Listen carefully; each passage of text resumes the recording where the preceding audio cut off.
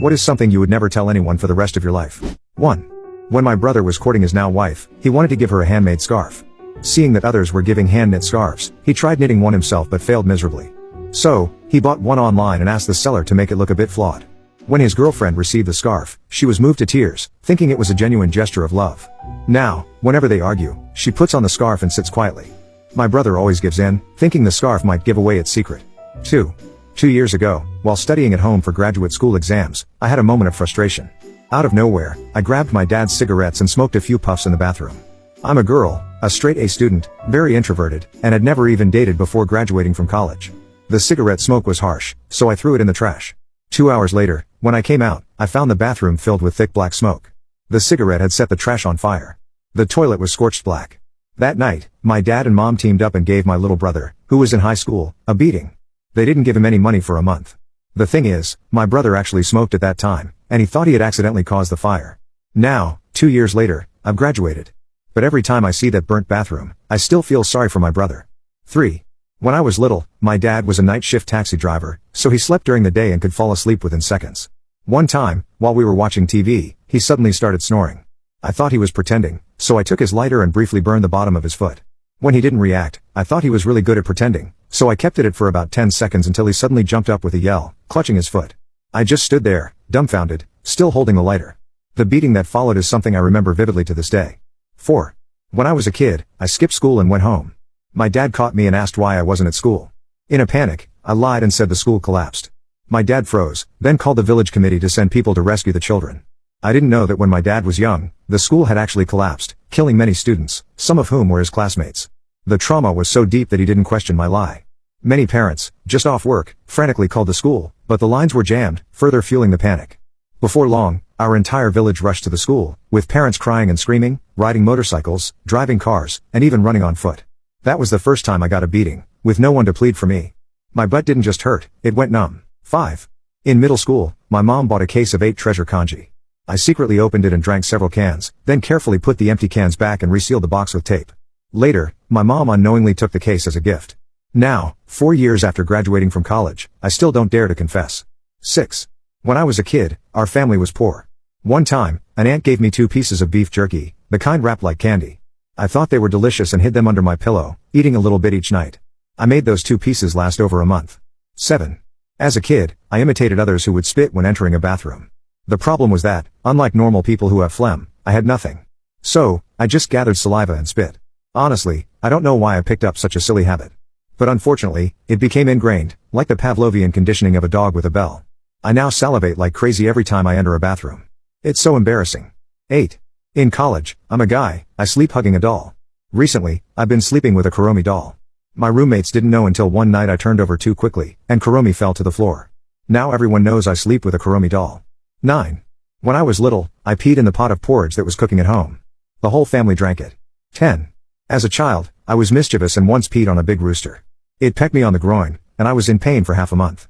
For a couple of days, my mom noticed I was walking funny, so I finally confessed. She saw that my groin was swollen and blue, so she handed me a bottle of iodine to apply. It took a week to heal. Cosplayers, what's one cosplay you will never do again and why? 1. Stormtrooper. I had a custom-made Stormtrooper suit that fit me perfectly, but it was incredibly uncomfortable. It was hot, I couldn't see, and I'd be lucky to take it off without cutting myself. Never again. 2. Batman. A kid yanked on my cape, and it pulled off my helmet and back piece. They were all connected as one piece of armor, and I couldn't put them back together on my own. It was a disaster.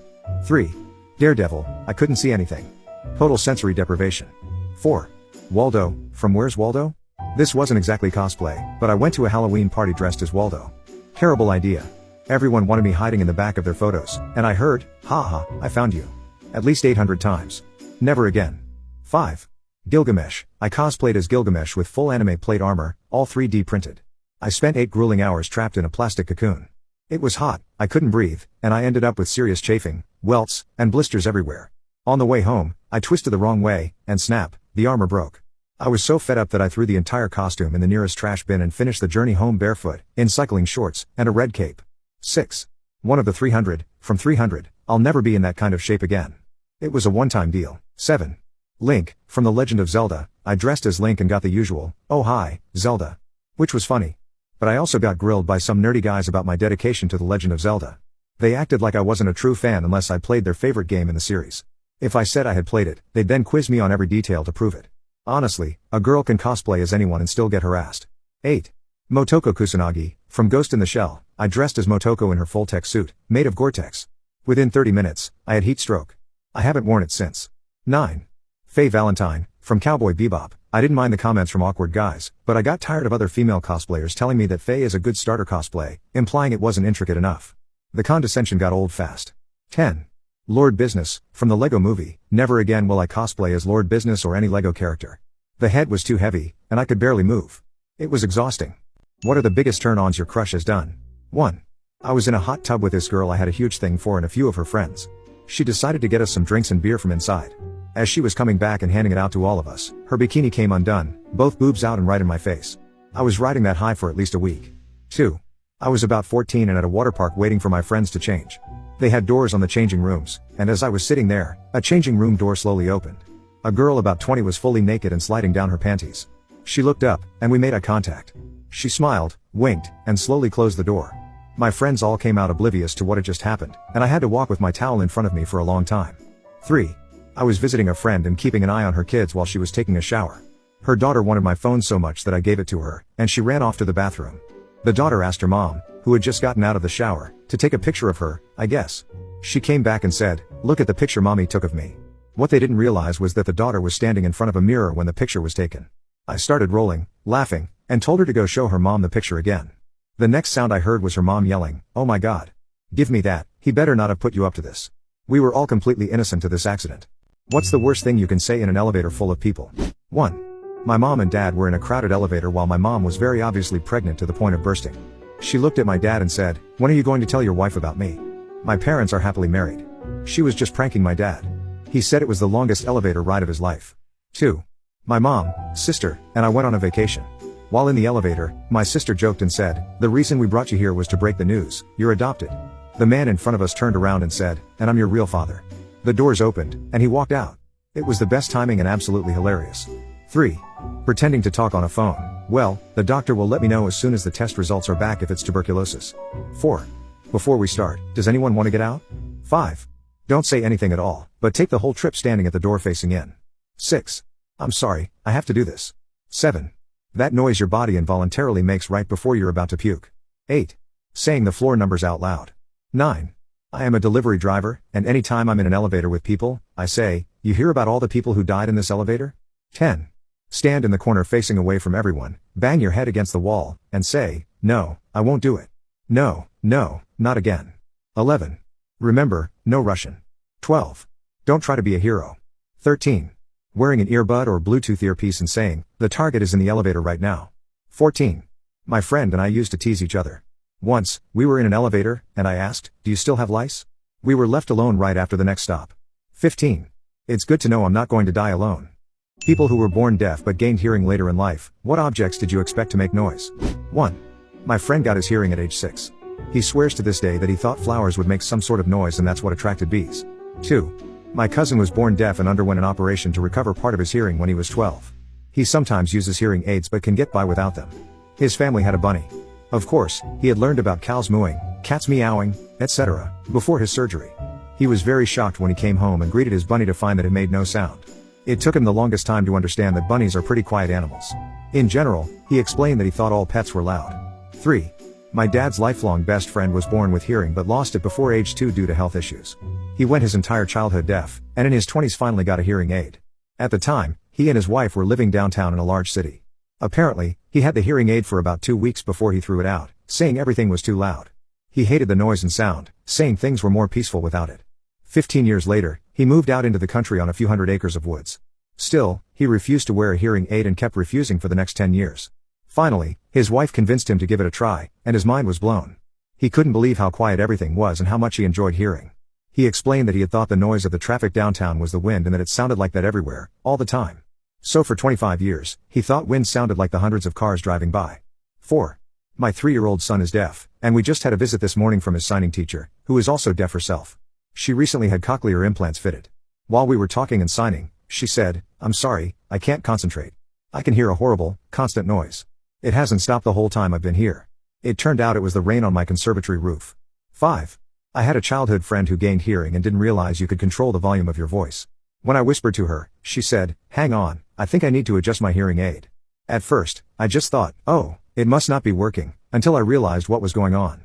She whispered to me for about 2 weeks straight, just to practice. High school teachers have read it. What is the one thing you want your students to know but would never tell them in person? 1. Your parents are literally the worst part of my job. 2. Yes, I put you in a group with the kids you have a crush on intentionally. I'm stuck here with you 180 days a year. I want to see some drama. 3. Stop wearing your furry tail. Everyone is uncomfortable. 4. I am no longer a teacher, but I remember several days I felt lazy and wanted to give the class the day off. I never did because I knew the teacher's pet would rat me out. Sometimes even the teachers don't like the teacher's pet. 5. The weed smell doesn't magically disappear between the parking lot and my classroom. 6. If your parents email a teacher and argue with them, the whole staff knows. 7. We have much better hearing than you assume. We just choose our battles when it comes to inappropriate comments. And sometimes I pretend not to see that thing you did because I found it humorous, and talking to you about it would only result in me cracking up. 8. If I know your name by the 3rd day of the school year, that means you're probably an asshole. 9. When you think you're being genius by getting me to talk about random things at the beginning of class instead of teaching, I'm really allowing it to happen because I don't have enough plan to cover a full class. 10. I'm a bus driver. Sit your butt down. You will die if I crash. 11. My students are the reason I'm second-guessing having my own kids. 12. Please stop drooling in the classrooms. That's what the bathrooms are for. 13. It's just as weird for me as it is for you when we bump into each other in public. 14. I don't care that you came to class stoned. Just stop interrupting class. And for God's sake, don't touch any power tools while you're stoned. 15. I knew you were cheating, so I gave you a test with the answers in a different order for the rest of the semester. You clearly weren't bright enough to figure it out. And yes, I am that spiteful. It was easier than reporting the cheating. 16. One day you're going to come across people who are not being paid to tolerate you, and all of a sudden, life is going to become considerably more difficult. 17. I encourage my worst kids as much or more than my favorites because I don't want them back in my class next year. 18. I can smell you. Everyone can. Please, for the love of God, use deodorant. What is the saddest thing you have heard a child say? 1. I was a doctor at an emergency room and received a child with 80% of his body burned in an alcohol accident. I knew he was going to die in a few days due to his injuries. When I talked to him, he was completely conscious. The only thing he was concerned about was going to his class on Monday because he couldn't miss it. Otherwise, his mother would lose the educational assistance money the government gave her. They were very poor. A few days later, before his death, the last thing he asked me was if there was yogurt in heaven. I cried for days. 2. In recent news, a man entered an electrified swimming pool to save his daughter and subsequently died from electrocution. His daughter survived. My 5-year-old son looked wide-eyed as I read the report to my wife. Silence overtook the room for a moment. Then, in a small, still voice, he said, "Daddy, would you die for me?" "Yes, of course." Tears welled up in his baby brown eyes. "I would die for you." Needless to say, I swept him into my arms and broke down. 3. I have a neighbor who shouts at his kids a lot. He has a close friend with a little girl, Mindy. Does this guy also shout at his kids? I don't know. The other day, my neighbor's son, Marco, and Mindy, both 6, rang my doorbell. "Marco threw his monster ball on your balcony. We want to get it, if you won't be angry." I said, "Of course I won't be angry. Come in." Mindy said, "Are you really not angry?" I said, "No." Mindy said, "When are you angry?" I said, "I'm never angry with kids." Mindy said, "Really?" I said, "Yes."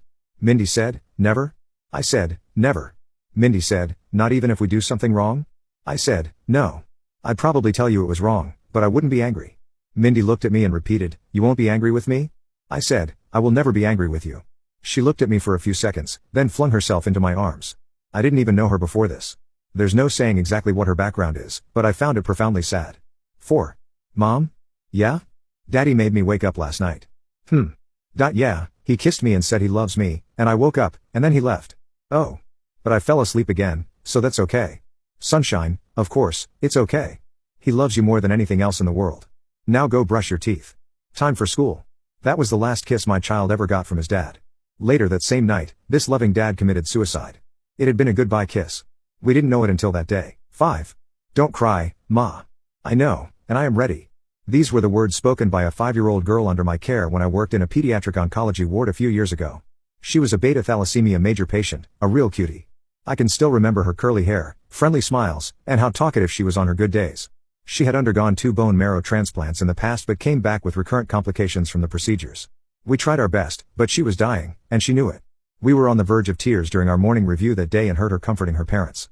She passed away peacefully in her sleep after weeks of fighting. May you rest in peace, baby girl. 6. We received a 7-year-old girl for what was to be one day.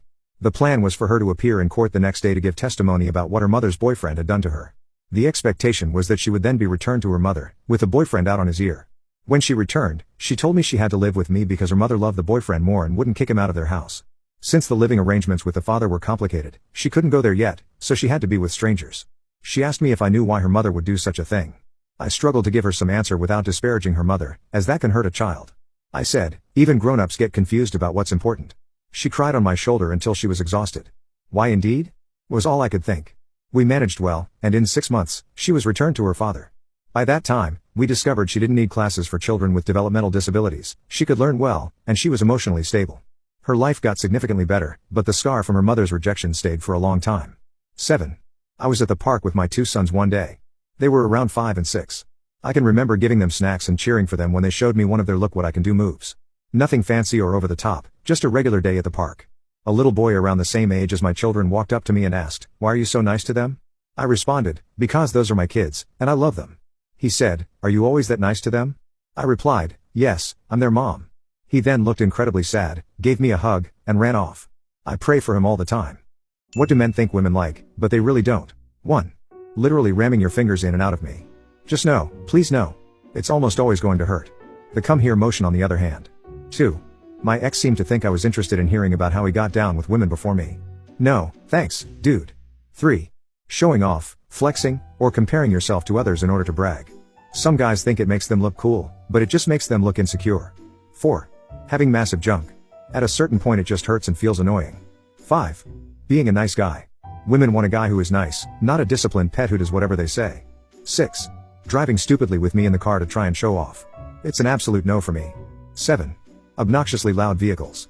You think you're impressing them, but look closer at their faces. 9 times out of 10, that's a sneer, not a smile. 8. Tough guy behavior. Like starting fights in public over shit that's not worth a fight. You don't look big and bad, just embarrassing. 9. So many men consider not having basic hygiene a flex or something masculine. Dude, you'll never find a woman who's into this. Please look after yourself. 10. Anyone who claims to be an alpha. It's the dumbest shit I've ever heard. Genuine, gentle, sweetheart guys are 1,000 times more attractive. What actor or actress stupidly left a movie franchise or TV series thinking they were too good for it, only to be never popular again? 1. Terrence Howard, Iron Man series. Terrence Howard played Rhodey in Iron Man 1 and was set to become War Machine, marking the start of the Marvel Cinematic Universe, MCU. However, he was reportedly dropped for asking for a huge pay increase. Don Cheadle replaced him in Iron Man 2 and all subsequent MCU films. 2. Sean Connery, The Lord of the Rings. This isn't exactly what you asked, but Sean Connery turned down the role of Gandalf in The Lord of the Rings, despite being offered $30 million plus 15% of the film's profits, which would have earned him around $450 million. He declined because he didn't understand the script. Ironically, the next time he was offered a script he didn't understand, it was for The League of Extraordinary Gentlemen. He took it, ended up disappointed in the film, and subsequently retired from acting. 3. Stuart Townsend, The Lord of the Rings. Stuart Townsend was originally cast as Aragorn in the Lord of the Rings films. However, during pre-production and rehearsals, he refused to practice essential skills like sword fighting, horseback riding, and action choreography, often saying, "You'll get it on the day." Peter Jackson decided he couldn't work with him, so he was replaced by Viggo Mortensen, literally on the first day of shooting. The rest is history. 4. Soap opera star who overplayed her hand. My ex-girlfriend was a regular extra on a soap opera and was starting to get small speaking roles. She even got her Screen Actors Guild, SAG, card. Afterward, she demanded more speaking roles or threatened to leave the show. She never got another acting role again. 5. Lacey Chabert, Family Guy. Lacey Chabert originally voiced Meg Griffin on Family Guy but left the show, reportedly due to scheduling conflicts. She was replaced by Mila Kunis, who has since made a fortune from the show's new episodes and syndication. 6. Leonardo DiCaprio, Titanic. Leo DiCaprio almost lost the role of Jack Dawson in Titanic because he refused to read for parts. Director James Cameron reportedly said, "Okay, thanks for coming in." DiCaprio, surprised, asked, "Wait, if I don't read, I don't get the part?" Cameron explained that he'd be working on the film in post-production for years and didn't want to risk casting the wrong actor just because they were popular. DiCaprio humbled himself and did a screen test with Kate Winslet. Although this isn't exactly what you asked, it's interesting how Leo's career could have been derailed if he hadn't agreed to the read. 7. Actors from MASH who left early. Several actors from MASH left the show early, hoping to make it big in Hollywood. Unfortunately, none of them really succeeded after leaving the series. What's something that sucks about being a man? 1. The other day, a female friend suggested we hang out. I said, sure. She said she was hungry and knew a restaurant nearby, so we went there. We walked in, and she said, "Table for 2. We sat down, and she ordered a sandwich. I wasn't hungry, so I didn't order anything. After ordering her sandwich, she asked for the dessert menu and ordered a molten lava cake. I didn't have a single bite. Then she called the waiter over and asked for the check. He came back 30 seconds later and handed the check to me. Let me repeat that. My female friend suggested we go out to eat. She was the only person talking to the waitstaff. I just said, thank you a few times. She was the only person who ordered and ate, and she was the person who asked for the check. And yet, the waiter still handed the check to me. Always being expected to pay is definitely something that sucks about being a man, especially when you didn't eat anything. 2. Window seat on a plane. I was traveling with my wife on an Airbus A320. My wife asked, what are our seat numbers? I said, it's 27E and 27F. She said, then the window seat is mine. I said, but why always? I want to enjoy the view too. She argued. I argued. She cried. Finally, she won the seat, by what I call the Duckworth-Lewis method. This totally sucks. 3. My wife had a 6-month affair. When I found out, I left her. A number of people assumed I was the one who cheated on her, which bothered me. I corrected them.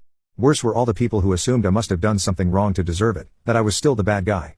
People told me I must have not paid enough attention to her or that I somehow drove her to it. Some refused to believe I didn't do something wrong to cause her to cheat. All I can say is that I loved her and treated her like a queen. When I've asked her why she did it, her response has always been that I was a terrific husband, that she loved me, and that she regrets it. The guy was nearly 20 years younger than her. He was in his early 20s, she was nearly 40. He was attractive and charming, and she found him irresistible. So that's a double standard I've lived through and find unfair. If I had cheated, I'd have been labeled a creep or a jerk. When she has an affair, I'm still somehow the jerk. Who's to blame? 4. My daughter Sophia is 11, 4 feet 9 inches, and 80 pounds. I'm 5 feet 11 inches and 190 pounds. She takes Kempo karate and wanted to show me the snap kick she was perfecting. When I raised my hand and encouraged her to give me her best shot, Sophia delivered a vicious kick that whiffed on my hand and caught me full in the groin, dropping me like a sack of rocks. Daddy, I'm so sorry, she exclaimed, hovering over me as I lay face down on the floor, gasping for air with tears in my eyes. No, sweetie, Daddy's fine. He's never been prouder. Unfortunately for us guys, even mighty Thor would drop to his knees if Sophia kicked him in the hammer. 5. I was walking in the park when I saw a little girl, about 4 years old, crying her eyes out next to the playground. There were no adults around, just her, sobbing her little heart out. All I wanted to do was go up, lower myself to her level, give her a little hug, and ask where her mommy and daddy were. But I couldn't. Modern society says that a man on his own near a park talking to children is a threat, so I had to keep my distance until I got the attention of a woman walking her dog. Society is broken when a man feels he can't even comfort a crying child. I understand it, but it truly sucks. 6. I have several female friends who worked hard in school and then got prestigious jobs. But prestigious jobs often come with long hours and tough work. They made fairly good money, but after a long, frustrating day at work, they would sometimes joke, I need to find a rich husband so I can be a housewife. And some of them did. One of them moved to another country where traditional gender roles are more prevalent, and she found herself a really rich husband. Then a few of the other girls moved too. And I kid you not, they also found rich husbands. I've met a lot of women who've jumped up the socioeconomic ladder through marriage, but guys? I haven't met a single one. Generally speaking, women still expect men to make at least as much as they do. So what sucks about being a guy? The immense pressure to be financially successful. As much as we try to deny it, society is obsessed with financial status and will measure a man's worth based on his wealth. 7.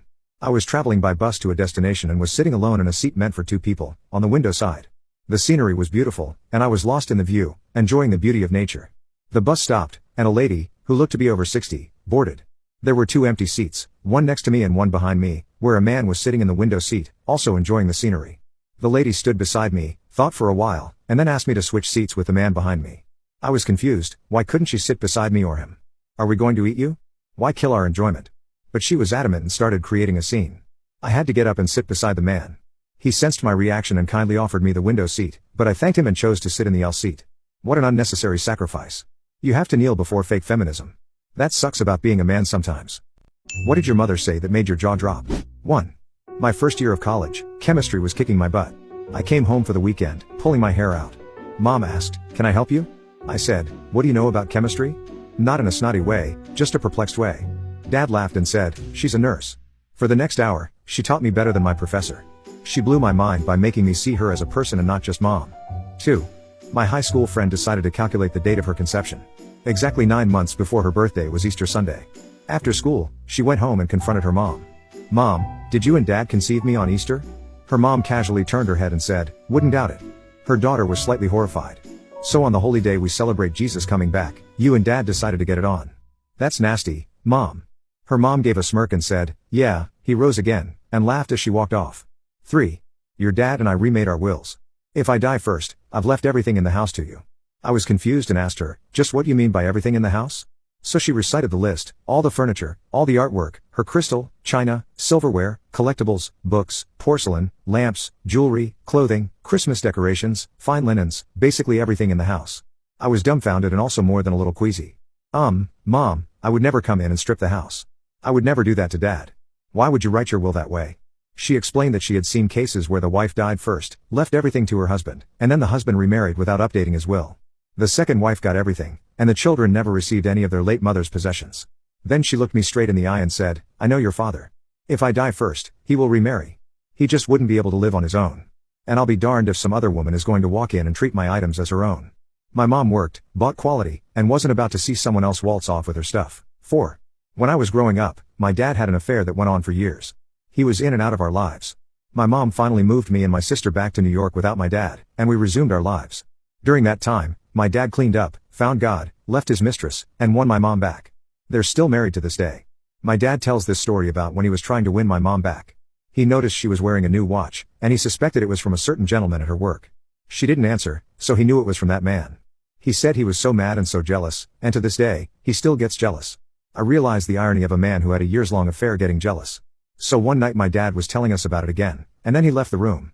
My mom, my sweet, quiet, hard-working mother, who stood by my dad all those years, never raised her voice, and was a pillar of strength, looked at us and said, I found that watch on the floor at my job and kept it. I enjoyed letting him think it was from a man. My jaw dropped. Then I laughed my ass off and was so proud of her. To this day, my dad still doesn't know the truth. 5. My mother lived in a time when women kept their place. She took care of the house and family and rarely expressed an opinion. As a result, I'm sorry to say that we all took her for granted. One day, when my sister and I were teens, the three of us were listening to a Collins song request show on the radio. My sister started to change the station, but my mother said, don't change the station. My sister and I stared at each other. It was so out of character for my mother to speak up like that. We were shocked but were used to following orders, so my sister left the station as it was. A few awkward moments followed because we weren't used to her having an opinion. Then suddenly our names were called out over the radio, announcing a song to be played for us. My mother had called in and requested a song. That's why she didn't want us to change the station. I began to see what my mother's life must have been like, to never speak up, never voice an opinion, and to have people shocked when you make a simple request. I looked at my mother with new eyes that day, and I gained a new respect for her and all she did for us. 6. I was on Tinder, shortlisting girls, swiping right, so my father kept asking me to do some chores. I tried to dodge, but my father asked my mother, what's his problem? My mom replied, just a few more seconds, and then he's free for 12 hours, once Tinder exhausts his right swipes. 7. Normal, healthy teenage girls do not do this kind of thing. You're a sexual deviant. I was 15 years old and had been caught looking at, well, let's just say less than SFW things.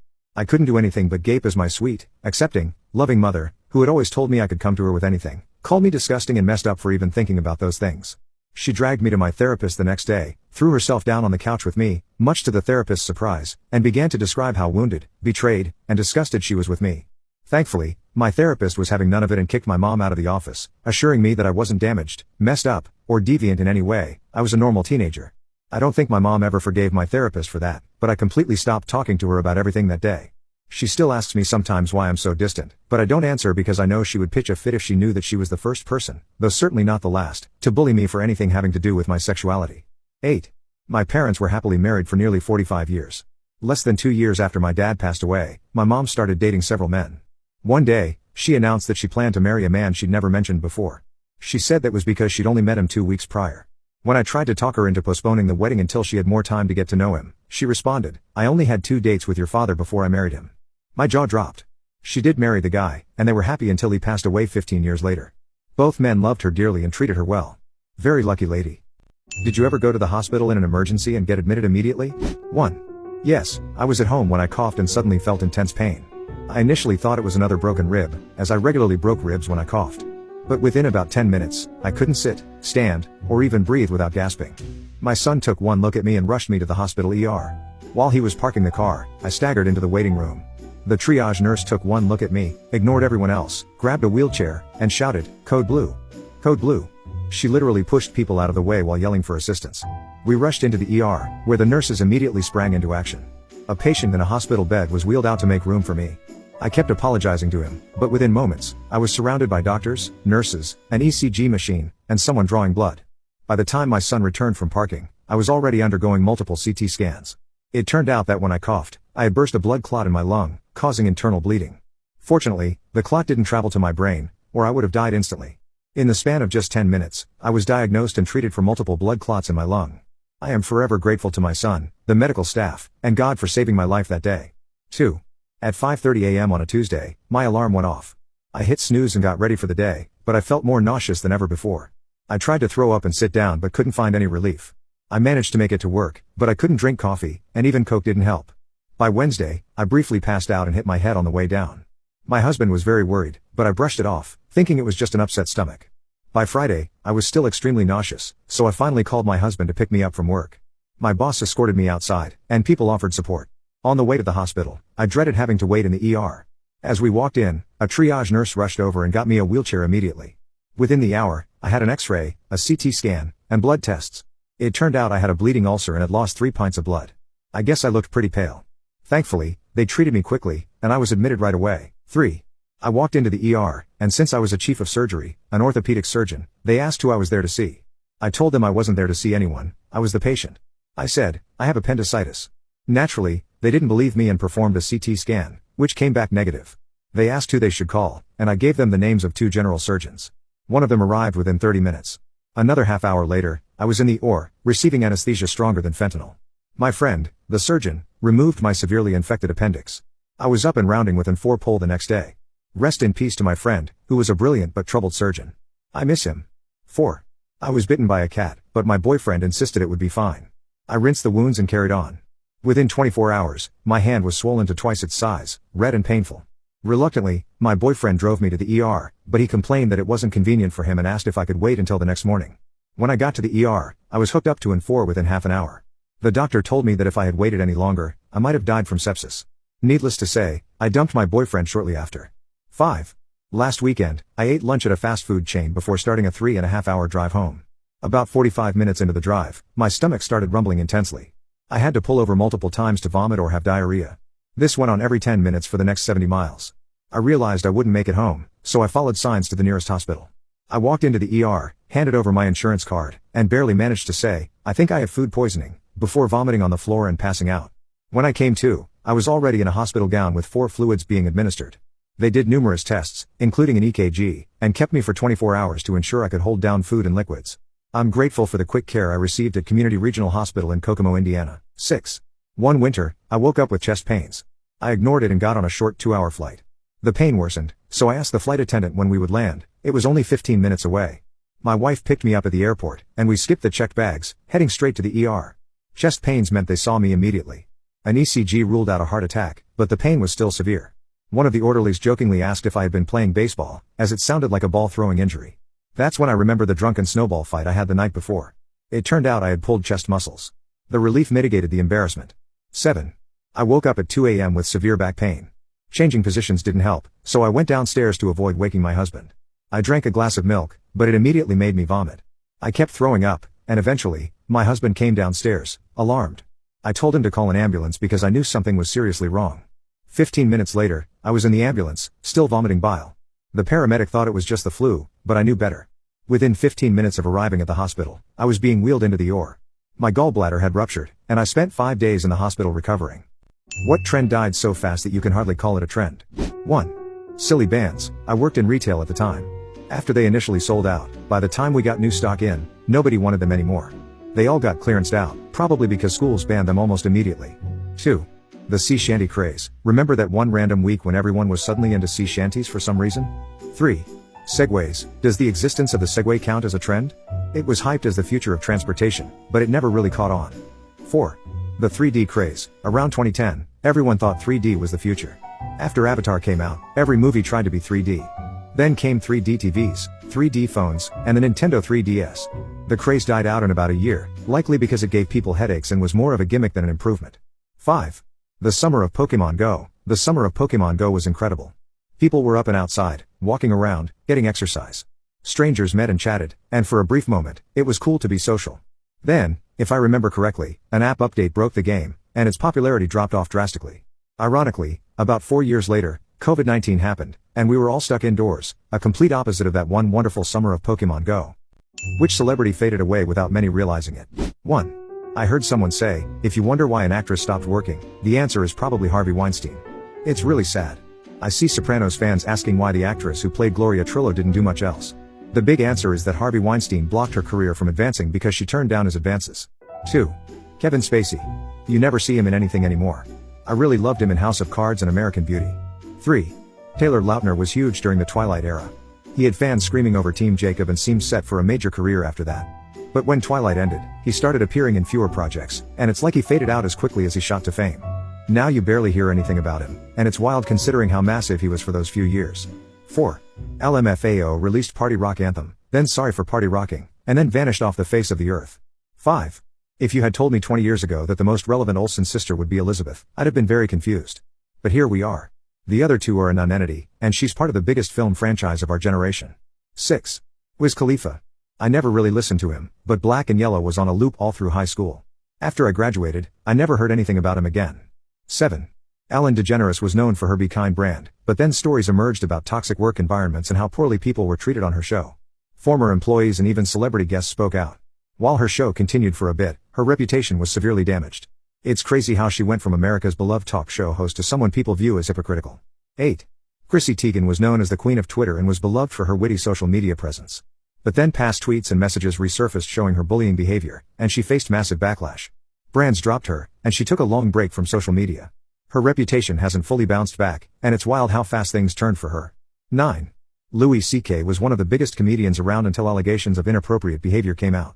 He admitted to it, but his career took a major hit with networks and streaming services dropping his shows and projects. He's tried to make a comeback, but it's clear he'll never have the same mainstream acceptance he once did. When did you first realize your child was different? 1. A few years ago, around 2008 or 2009, I was sitting in the living room, panicking because the router was acting up, and I still had 2 hours left in my shift. After repeatedly trying to fix it, I gave up and went into the kitchen to start dinner, feeling completely defeated. About 30 minutes later, I walked back into the living room and saw my 9-year-old son, Colby, putting the lid back on the router and plugging it in. I was stunned. My 15-year-old said, "Mom, come and see this," and showed me a video of Colby taking the router apart piece by piece, down to the switchboard, and putting it back together perfectly. I looked over at Colby, who was leaning against the wall, sucking his thumb, and giving me the biggest smile I've ever seen. I knew then that my baby was a genius. He could take apart any device, fix it, and reassemble it. Sadly, Colby was taken from me on January 22, 2020, by criminals who thought his life was worth less than $30. They robbed and killed him. The world lost a beautiful mind and a loving soul. He will always shine in my heart for the rest of my life. I love and miss you so much, Colby T. Peterson. 2. I was picking up my 4-year-old from preschool. The teacher called me over with a whisper, and I thought, oh no. We walked into the classroom as she explained something about playing with clay during reading time. I was bracing myself for bad news when we reached the table where my daughter was sitting alone. Before I could ask what was wrong, the teacher pointed to a clay sculpture of scissors, open and precisely detailed with a screw head and tapered blades. The only thing that gave it away as not real was the color. The teacher, in awe, said, "Your daughter made this from memory." I told her, "She always does that. Is it okay? She loves clay." The teacher shook her head and said, "In all my years, I've never seen anything like this, let alone from a 4-year-old. 30 years later, she's an artist, to no one's surprise." 3. When my daughter was 4, we were coloring together, each with our own coloring book. Until that day, she had colored as most kids do, making casual crayon strokes with no regard for the lines. Suddenly, she stopped and stared at my work. I continued chatting and coloring but noticed her intense gaze. After about a minute, I asked if something was wrong. Without a word, she flipped the page in her coloring book and started a new picture. From that day on, she strove never to color outside the lines. No one told her to, she simply decided. By 2nd grade, her artwork on the classroom wall stood out from the others. By 4th grade, she could copy other artwork so faithfully that it closely resembled the original. Her original pieces showed an understanding of line and perspective. Now, at almost 12, she has far surpassed my skills, not a high bar, admittedly, and is well on her way to becoming something special. Her Christmases and birthdays are filled with art supplies that she turns into incredible creations. 4. My son was 11 months old. One Sunday, after visiting friends, we stopped for pizza. Our friends had given us some toys their kids had outgrown, including farm animals and buildings. I sat my son on the kitchen floor with the toys, hoping to get 5 minutes to eat a slice of pizza before he got bored. I kept glancing at him as he played, rearranging the toys. I knew an 11-month-old shouldn't have an attention span of more than a few minutes, but this went on for nearly half an hour. I realized then that he had a superior intellect, a fact he has continued to prove ever since. 5. I first suspected something the day after my son was born. He was alert and looking around. Yes, I know newborns can't focus their eyes, but it felt like he was staring through me. At 2 weeks, he was holding his head up to get a better view. At 6 months, during church service, he saw me on the platform and mouthed, "Hi, Pop," as clearly as day. Even the pastor noticed and whispered, he said hi, Pop. At 9 months, he started walking or rather, running, and hasn't slowed down since. Now grown, he has ADHD, which made it hard to focus on boring tasks like studying. Though he didn't finish college, he's a truck driver and an exceptional jack of all trades. He juggles, makes glass marbles, yo-yos competitively, rebuilds car engines, sews costumes, and even roasts and grinds his own coffee. Best of all, he's still my sweet, tender-hearted boy. 63 minutes after my daughter was born, my husband spoke to her from across the room as the doctor was fixing me up. She lifted her head off the bassinet and looked for him. The nurse laughed and called her a daddy's girl. She did the same thing the next day when my mom was holding her. When her daddy spoke, her head popped right up, and she focused on him. At 3 months, she said her first word, daddy, with perfect clarity. By her first birthday, she was speaking in full sentences. By 3, she had taught herself to read. For her 5th birthday, she asked for a dictionary, then sat in the middle of her party reading it aloud. By 1st grade, her reading level tested at 8th grade. By 3rd grade, she was reading at a college level. Now 14, she's a straight A student, reads 1,000-page books in hours, and is adored by classmates and teachers. She's still very much a daddy's girl but claims I'm her favorite person. Every child is different, with their own strengths and challenges. I have 3 kids, and they are all equally loved. 7. I was called into a meeting with a preschool principal about my son. Nervously, I asked, what happened? The principal replied, we need to talk about your son in blocks. Oh my God, did he hit someone? I'm so sorry. Did he hurt them? I asked. No, nothing like that. He built a cat. I let that sink in. Oh, you didn't like that? He builds good houses too, though sometimes he forgets the door, I offered. They brought another child to demonstrate block stacking. That child barely managed to balance 3 blocks. Finally, they dropped the politeness and said, the other child is normal. Your child is the different one. What's the dumbest thing you've ever seen tattooed on someone? 1. My dad tattooed his high school girlfriend's name on his arm and covered it up with a naked woman when they split. 2. I've got 2. Both were while working in surgery. First woman apologized for her tattoos before going under anesthesia. She's asleep, we get her positioned, it was a vaginal procedure, and right on top of her mons pubis was Eat Fresh. And yes, it was even in the Subway font. Second, woman had lost a bunch of weight and was getting a tummy tuck. She had this weird tattoo of a shitty little cartoon cowboy on her lower abdomen/hip. By the time the surgeon had cut off all the excess skin and sewed her back up, all that was left was the hat. 3. Chick I know debated between her own name and her kid's name on her forearm. She chose her own name. 4. A couple of guys I knew at basic training got your name tattooed on their butt cheeks so that they could go up to random people and say, hey, I got your name tattooed on my ass, then pull down their pants. 5. My ex's family all went to Thailand for a family holiday and decided to get matching tattoos. They asked for the word family in Thai. They were all so excited until they got back and a Thai friend of mine explained to them that it says handbag. 6. When I worked at electronics boutique back in the 90s, there was this one redneck lady who would come in like once a month with a different redneck bow. And on her left arm she had tattooed the names dudes with the previous one crossed out, and yep each time she came in with a new dude there was a new name. 7. A man got a food company's logo tattooed on his forehead for a cash prize, only to find out it was an April Fool's Day prank. 8. My friend got a whiskey bottle on his thigh and then decided to stop drinking. He also has never really liked whiskey. 9. Thug life on a guy's toes. 10. It's not dumb, but it's silly. A friend has a gluten and dairy intolerance, and they have an angry slice of bread and an angry milk carton on them. What is the most vulgar thing you've ever heard someone say? 1. I used to work with a hilarious old waitress that had a foul mouth. She once kicked open the door to the staff room and announced she'd just lost 5 pounds. Another staff took the bait and asked if she'd just taken a fat shit, to which she replied, nah man, I just trimmed my bush. 2. I heard a woman say, you gotta be fist fucking me right now, in a professional setting. 3. I used to work as a bill collector. I was talking to a guy one afternoon and he told me you take that bill and shove it right down your cum guzzling throat. Stopped me dead in my tracks, and after a brief pause I just started laughing. Then he started laughing. Says to me, that was a good one, wasn't it? And I respond, yeah, it really was. Then he hung up on me. 4. One of my fave insults I ever heard as a bartender was someone say you only exist cause your mom's tits weren't nice enough to finish on. 5. I worked with a Scottish girl who had some really good ones. My favorite was how she would describe being horny as frothing at the gash. 6. Dirtier than fingering your sister and finding your dad's wedding ring. 7.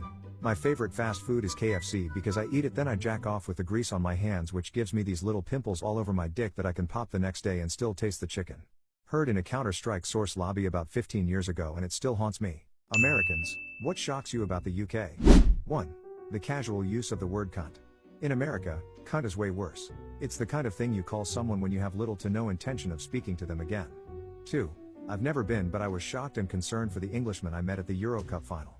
They weren't fat like our fatties, but I hate just look so incredibly unhealthy. They look like they drink 20 beers a day and 2 packs of cigarettes in the same beat. 3.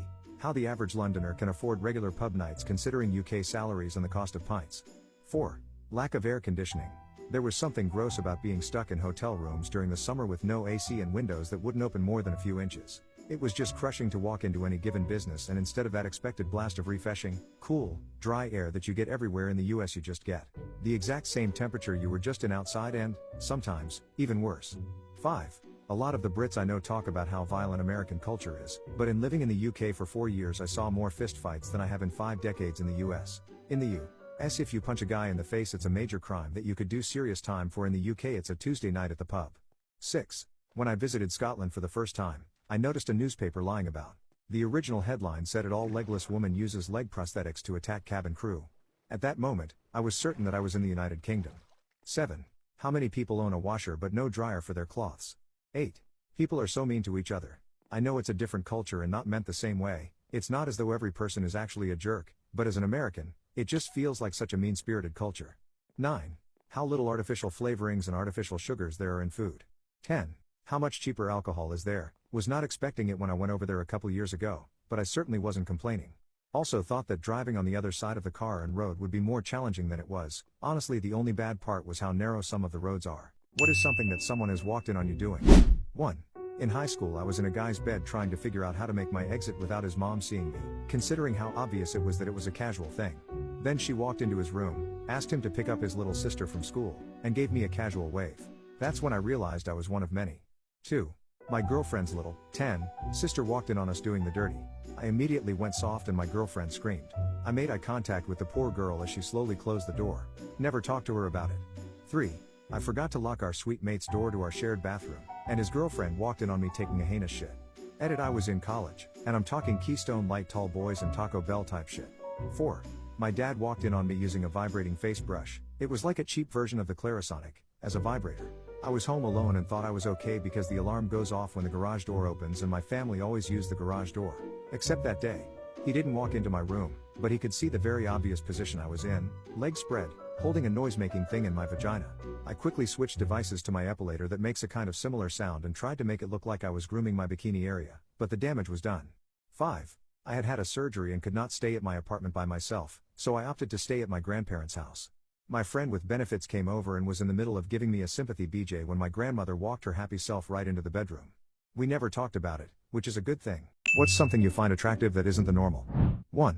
I love it when a girl is wearing a tank top and a bra underneath and it's just a bunch of straps. 2.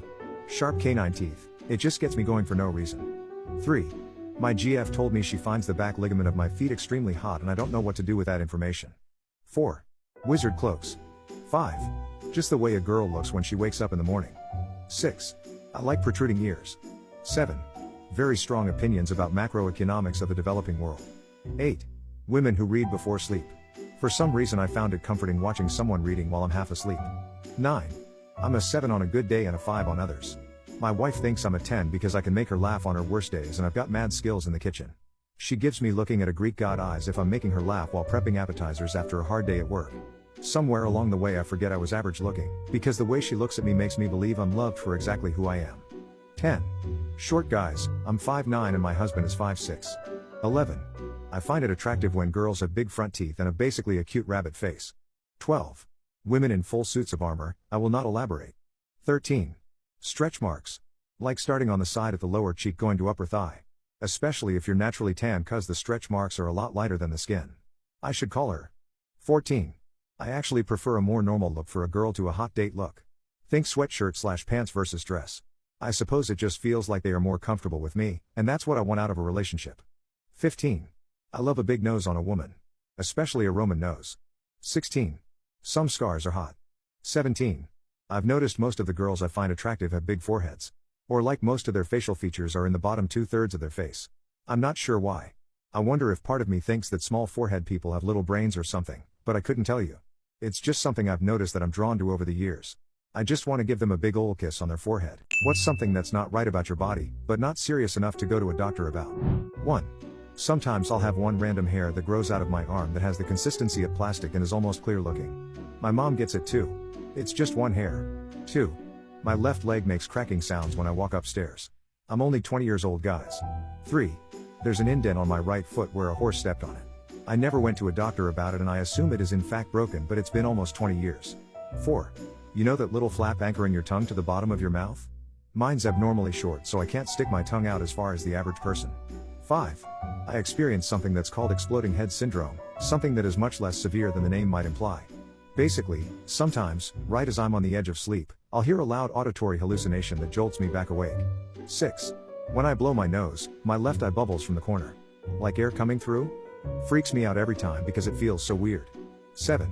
The texture of the skin on my right palm changed after I was sick back in March. Sometimes it's bubbly and really itchy, sometimes it looks just really tight and glossy, and sometimes it's so dry that the skin is cracking up. I can definitely see a difference between the right and the left one. The little roads on my right palm aren't as visible anymore. 8. I used to have a hedgehog named Velcro. I'd let him run around on my bed. One morning I slid out of bed and got a sharp pain in my left booty cheek. I walked to the bathroom and saw that I had a half-inch of quill lodged firmly in my haunch. I pulled out what I could and thought I got it all. It wept a few times and eventually healed. It'd been 20 years, and I still have a scab on my butt that falls off once a month, and comes back in a few days. I can feel there's something deep under the skin, but because of the bad angle, there's no way I can take care of it without a dermatologist's help. 9. I have a singular, white eyelash on one of my eyes that grows really quickly and gets so long it'll get in my actual eye, and I need to cut it every couple of months to keep it short. 10. My collarbone is always sore. To the point that it keeps me up at night. I guess I technically did go to a doctor. I went right after it started hurting and they accused me of drug seeking. That was a year and a half ago. I'll just live with it. 11. I throw up after I eat eggs. I really like eggs though. 12. I'm a little obese, and I know how to fix this myself. What creatures went extinct that we should thank God don't exist anymore? 1. Tigers have white spots on the back of their ears to fool predators. Whatever creature that was, I'm glad that it's no longer around. 2. Can we all just take a moment to appreciate that megalodons are no longer roaming the seas? Swimming just got a whole lot less terrifying. 3. What was that one alligator/crocodile thing that had long legs and could freaking gallop on land like a horse? Yeah, that guy is a hard pass for me. 4. Saber-toothed cats. I'm glad I don't have to worry about those cats while walking. 5. The Arthropleura. Imagine a millipede the size of a car slithering around. That's a hard no for me. 6. Giant sloths. Actual monsters that ancient humans had to fight. 7. Literally anything alive during the Carboniferous period. 8. Carrier birds. A cassowary is probably the closest living animal and it could still F you up. 9. Short-faced bear. Those effers stood at 13 feet tall. I stood next to a model of one once and couldn't even really register how a predatory mammal could be so big. They weren't chunky like brown bears, they are muscular and lean, which makes me think they would be able to maneuver much better than other bears. 10. Giant insects. Imagine those mosquitoes from Jumanji, but real. 11. Haast's eagle. Capable of flying away with a child up to 40 pounds, and could crush an adult's skull. Having those things flying around would be absolutely terrifying. 12. Those flying sharks I saw in that documentary Sharknado. 13. Imagine asking all future animals which species they're glad went extinct, the answer would be humans every time lol. 14. Titanoboas. I already have a strong fear of snakes, but a python that can take down an elephant is something to be avoided. 15. Jeffrey Epstein. What did you buy as an adult because you were denied it as a child? 1. I bought an ice cream cake for no reason once. The freedom is palpable. 2. Box of 64 Crayola crayons, the one with the sharpener, also all the chocolate. 3. I finally bought a house and have left it largely empty because I grew up in a hoarding household. So I guess I technically bought space. 4. Hobbies for my kids, the ones they want. I wanted to play sports and play guitar but was always told no. It wasn't because of money, I was put unwillingly into other activities that I never asked for or wanted. So, when my kid asked for cello lessons at the age of 7, they got cello lessons. When my youngest said they wanted to give up soccer for ballet, we swapped soccer for ballet. My only rule is they have to finish the season. 5. Sometimes I eat dessert first, because I'm a grown man and no one can stop me. 6. Grapes. Effing grapes. They are a delicacy in my mind because my parents would never buy them because they were too expensive. The other thing, beverages in restaurants. We only ever got water. 7. An American Girl doll. I had a childhood friend who took a trip to NYC and surprised me with an American Girl doll. It was a just like you doll, I loved her so much. I didn't come from a great home life, being raised by a single parent, we had financial struggles. One day, my mom went behind my back and sold the doll. I was heartbroken, but my mom argued that we needed the money. I'm now 27 and just purchased my first American Girl doll. It was second-hand bought through eBay, but I have no regrets. 8. I couldn't always eat fast food as a kid, so when I became an adult I ordered a ton of it all the time, and that was a mistake. 9. When I was little my grandma bought one of those fiber optic flower lamps. I was obsessed with it and always asked her to turn it on. She ended up putting it in an empty fish tank so I couldn't touch it. I now own 3 of them and I turn them on whenever I want. What are you gonna do now, Grandma? What is the funniest lie to tell kids? 1. That, as their father, I could change their names whenever I wanted to. One time I pretended to get on the phone with the Arizona name registry, and renamed my 2 kids Snargle and Gorf because they kept misbehaving. They were bawling. I could barely keep a straight face. 2. I was on a flight where a kid saw the button for calling a flight attendant, didn't know what it was but clearly was thinking about pressing it, and so asked his dad what it did. His dad said it opens a trapdoor under your seat and drops you out of the bottom of the plane. Afterwards, the kid spent the whole flight intrigued by the button, thinking about and talking about pushing it, but too worried to actually do it. 3. Not exactly a lie, but when I was first learning swear words, my parents made the mistake of telling me those were words only mommies and daddies are allowed to say. So I was playing house with my sister and her friends, and I was the dad. I promptly went on a swearing tirade as the dad and got in big trouble. 4. When we were in the car and it was raining, my mom would wait for a bridge or tunnel, and as we approached it she would tell us she was going to make the rain stop in 3, 2, 1. She told us she could only make the rain stop for a minute because it made her so tired. My siblings and I were convinced she was magic. 5. My friend's parents told her that moose weren't real growing up. Like, unicorns and moose were both fictional creatures. When she got to high school someone was talking about seeing a moose and she thought they were trying to be funny, and basically she found out at 16 that moose are, in fact, real. When she went home to tell her parents her mom was in tears of laughter. So yeah. Probably telling your kid growing up that a very existent animal is a fictional creature. 6. I convinced my kids I was a Jedi. I waved my right hand to turn up the volume on my car while secretly using my left hand to turn up the volume with the steering wheel controls. I did the same thing with the electronic controls for my seat. When they challenged me to do something else, I replied that I had already done too much because a Jedi should never use the Force for trivial things. 7. When me and my brothers were kids and complained about something, my dad would go to the phone and say hello. Complaint department? And describe our grievance. He said the complaint department for everybody was in Calgary and was run by someone called Chief Oakanawake, and he was getting tired of our complaints. I believed that for the longest time. Guys, what do girls do that they think is being cute but in reality is the furthest thing from it? 1. I had a girlfriend once who thought that purposefully missing her flights was cute and funny. She would ask me to take her to the airport, but whenever I got to her apartment she was either sleeping or not even packed yet because she claimed she forgot about the flight. After the 3rd time she did this, she said it was because she thought it made her look adorable being so forgetful. 2. Stop stealing my fucking clothes. I go to get a shirt, oh wait no it's not there. Why? Because you like to sleep in it because it makes you think of me. Dude, you've got like 12 of my shirts, are you building a nest? 3. Indirectly asking for things. For example, saying I'm so thirsty instead of can you get me a glass of water? 4. Taking hats. It's mad obnoxious and most of the time done in a very rough manner, like you just robbed my hat bitch and the whole reason I'm wearing one is cause my hair looks like shit today. You wouldn't like it if I ripped out your scrunchie or some shit. 5. Stop taking our goddamn food off our plate. 6. No means no. You jokingly asked if I wanted to try makeup on at the mall on our first date. I said no. You asked 6 more times. If I wasn't your ride home, I would have just walked away. 7. Treating a gay guy like he's your object. I've broken friendships with women over this because they treated me like I was their accessory. 8. Acting stupid, like truly stupid. 9. Hitting us when we say something you disapprove of. 10. Order a fucking salad at dinner then giggle as she picks at your meal. 11. Crazy is not cute, stop trying to be Harley Quinn. 12. Baby voice.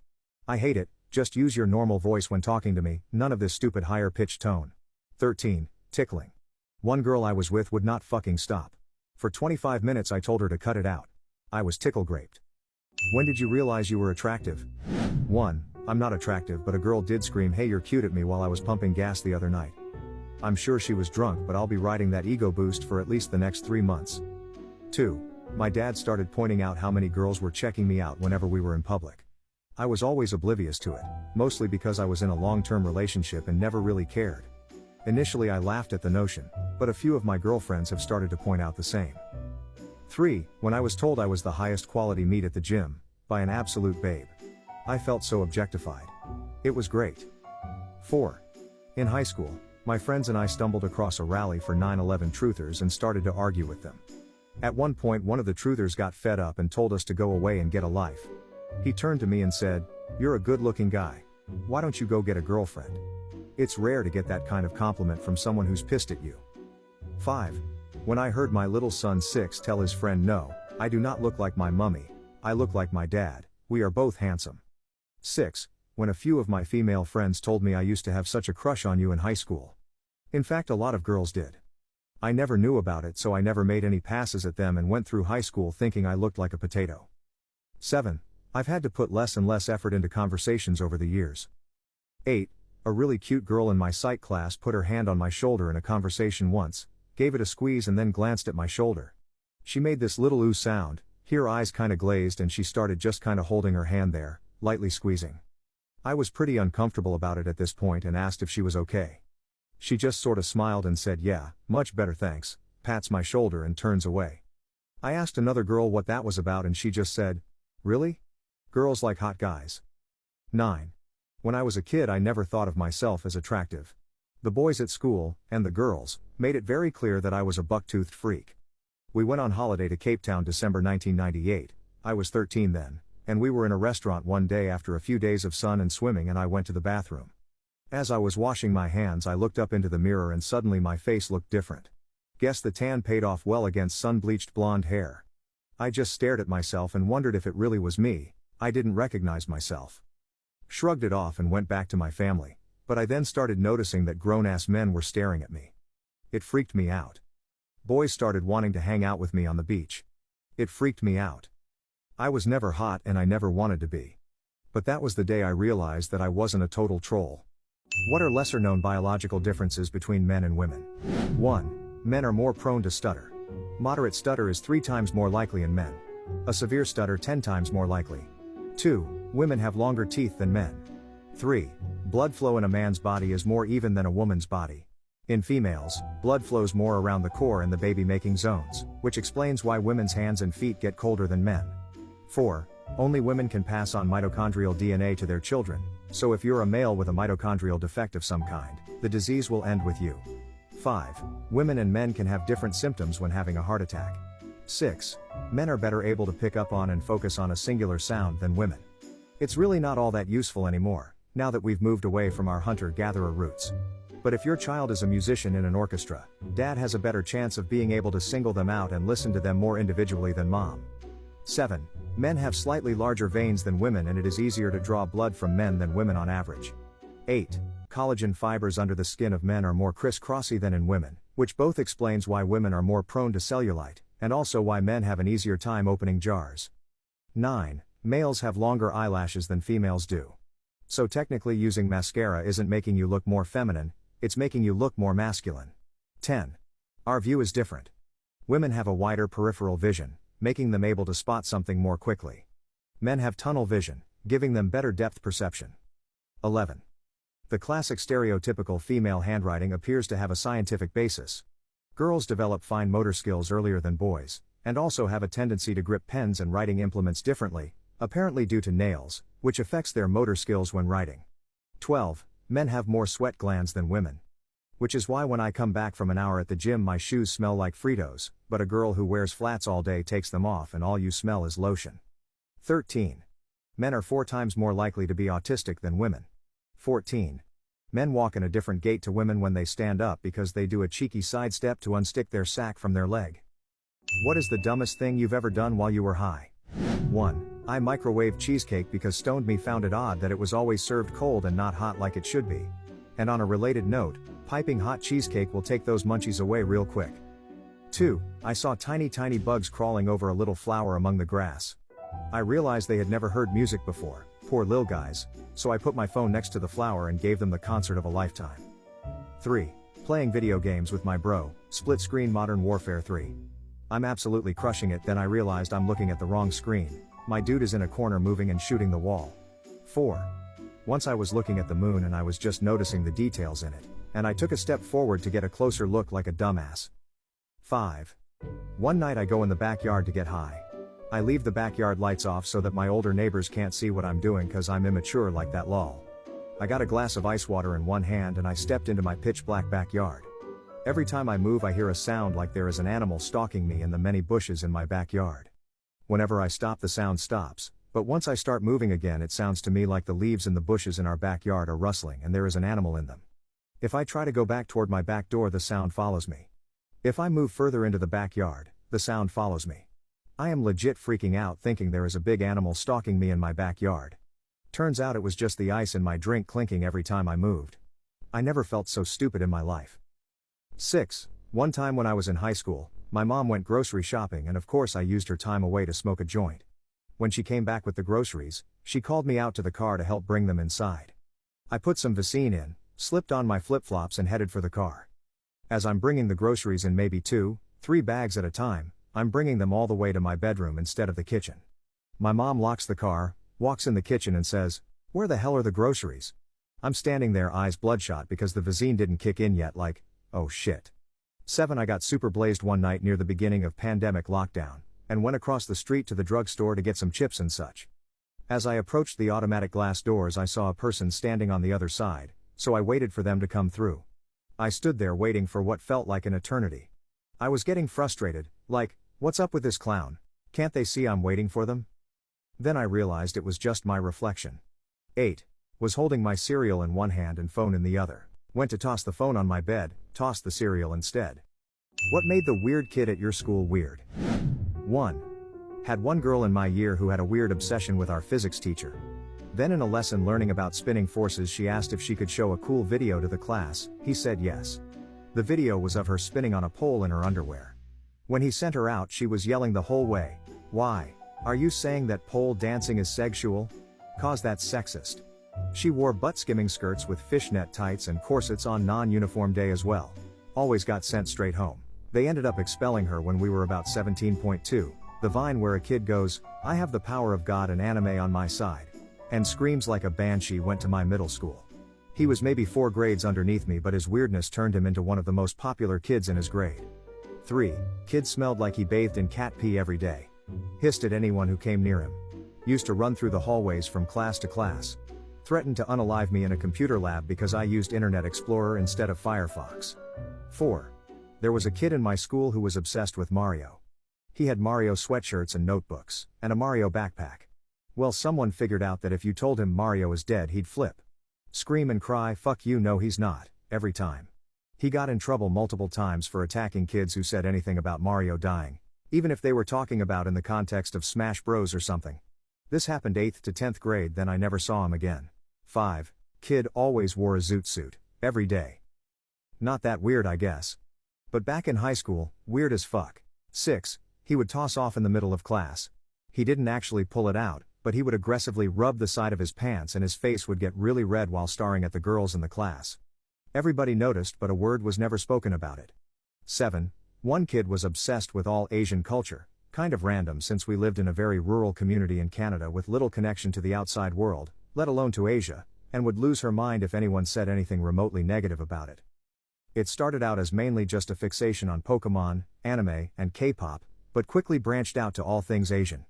She once hit me with a textbook because we were discussing M. Butterfly in class, and I said that I didn't like it. This was at age 16. 8. He would have full conversations, arguments, and sometimes physical altercations with a brick column in the middle of the cafeteria. 9. My weird kid stood up at an assembly and asked the vice principal if she knew what hentai was. 10. He wrote his crush's name on the wall in the bathroom, with his own shit. They caught him brown-handed. Also would freak out if someone said werewolf. 11. He gave himself a swirly because nobody ever got one in the 3 years he was there. What are some very comforting facts? 1. The vast majority of people with a first-time seizure will never have another seizure again and will not need lifelong anti-seizure medication. Everybody gets one freebie. 2. I once found a ladybug in my room in the middle of winter. I tried to look up if I could feed it somehow, and found countless other people asking the same question.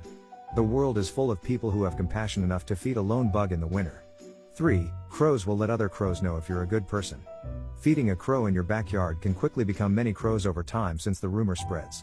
And nearby crows in your area will know you as one they like. They can also be known to be protective of you and even bring you gifts.